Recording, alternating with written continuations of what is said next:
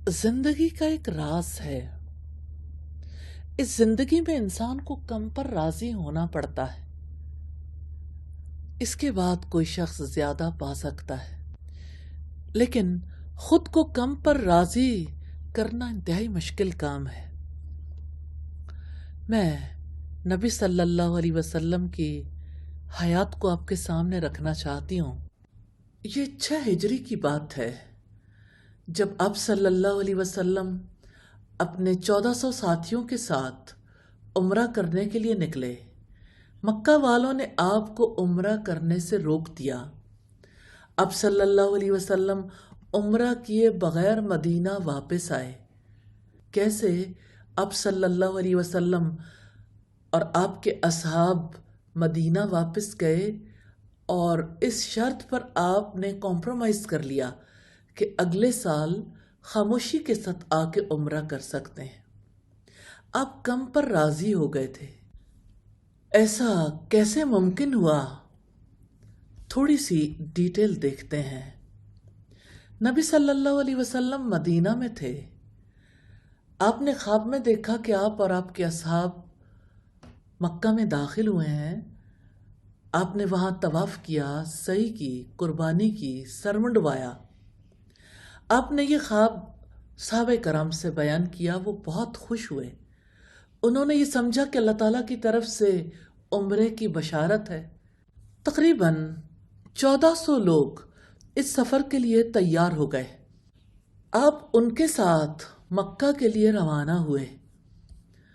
यूं उम्रे का वो ख्वाब जो आपने देखा, उसकी तकमील के लिए बड़ा जोशो खरोश देखा गया। आप और आपके असहाब मक्का से तकरीबन 9 मील या 8 मील के फासले पर पहुंचे। ये हुदैबिया का मकाम था। कुरैश ने आगे बढ़कर आपको रोक दिया और कहा, हम आपको मक्का में दाखिल नहीं होने देंगे। इसके बाद दोनों ग्रोहों में बातचीत शुरू हुई।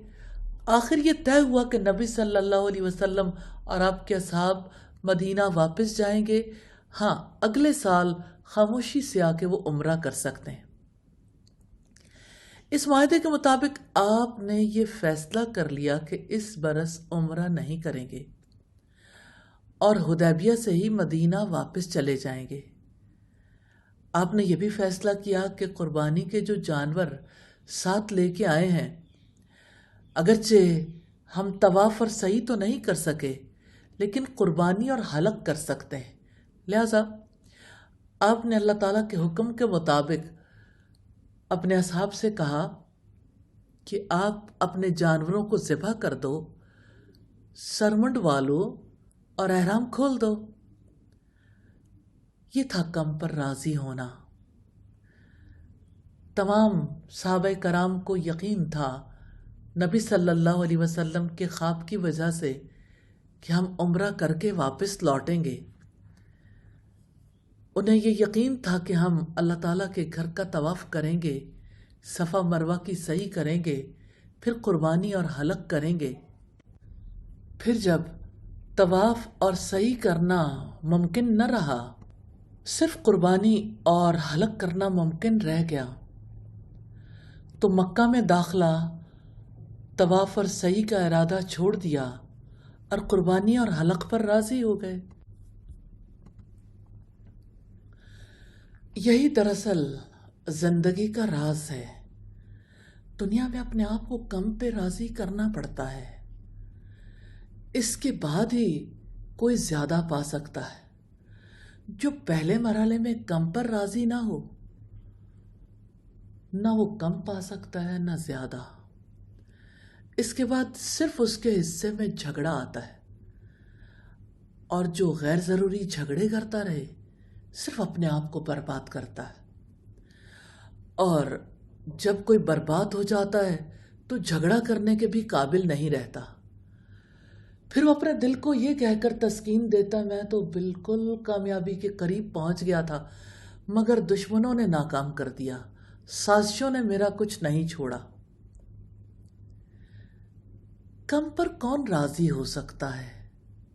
वो जो अल्लाह ताला के साथ गहरा ताल्लुक रखता है, کم پر وہی راضی ہو سکتا ہے جو اللہ تعالیٰ سے ان ٹچ رہتا ہے، جو اللہ تعالیٰ کو یاد رکھتا ہے، جو اپنا اخلاق، اپنی عادات اللہ تعالیٰ کے حبیب محمد رسول اللہ صلی اللہ علیہ وسلم کے مطابق بناتا ہے، وہ جو اللہ تعالیٰ کی عبادت کرتا ہے، وہ جو اپنی زندگی کے معاملات اللہ تعالیٰ کے حوالے کرتا ہے۔ کم پر راضی کر لیجئے، اللہ تعالیٰ سے ان ٹچ رہیے، اللہ تعالیٰ کو یاد کرتے رہیں، اس کی یادوں میں زندگی گزاریے۔